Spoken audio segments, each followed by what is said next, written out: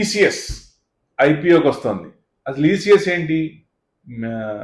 మాంసం కొట్టు అనుకోవచ్చు ఒక రకంగా. సీ ఫుడ్ డెలివరీ చేస్తారు. It's a unicorn company. Unicorn ఇది అంటే 7,500 క్రోర్స్ టర్న్ ఓవర్. అది ఐపీఓకి వస్తుంది. నెక్స్ట్ 24 monthsలో ఎప్పుడైనా రావచ్చు. దాంట్లోకి సిఎఫ్ఓ కొత్త ఆమె వస్తుంది, కరిష్మా గుప్తా.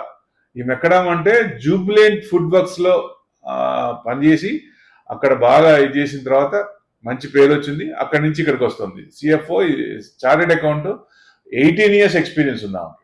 ఎందుకంటే అందరికీ ఆమె మీద బాగా గురి ఉంది.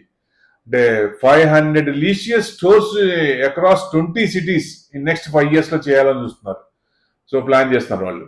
అంటే దానికి ఈమె రోల్ పివటల్ రోల్. అంటే సబ్స్టాన్షియల్ గ్రోత్ అండ్ ప్రాఫిటబిలిటీ చూపించాలి కదా.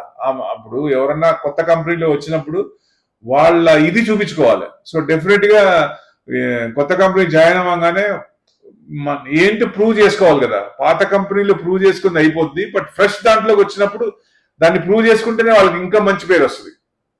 సో అంటే డిఫరెన్షియల్స్ ఏంటి, సినర్జీస్, ఆన్లైన్ ఆఫ్లైన్ కు ఏంటి అంటే ఆఫ్లైన్ కూడా షాప్స్ కూడా ఓపెన్ చేస్తారంట.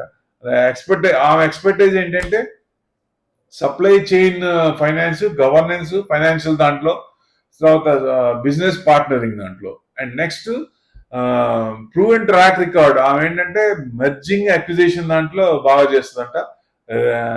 అంటే బిజినెస్ ని గ్రోత్ పెర్ఫార్మెన్స్ కూడా బాగా చూపిస్తుంది. అంటే ఎట్లా బిజినెస్ బాగా గ్రోత్ అవ్వాలంటే ఏం చేయాలి, కొన్ని పాయింట్స్ ఉంటే ఆ పాయింట్స్ ఇంప్లిమెంట్ చేయాలి. అట్లా తీసుకునే స్టెప్స్ అన్ని బ్రహ్మాండంగా ఉంటాయి. కంపెనీ కూడా మంచి హోప్స్ పెట్టుకుంది. ఐపీఓ కూడా as early as possible before 24 months ముందే వస్తుంది. అది అండి.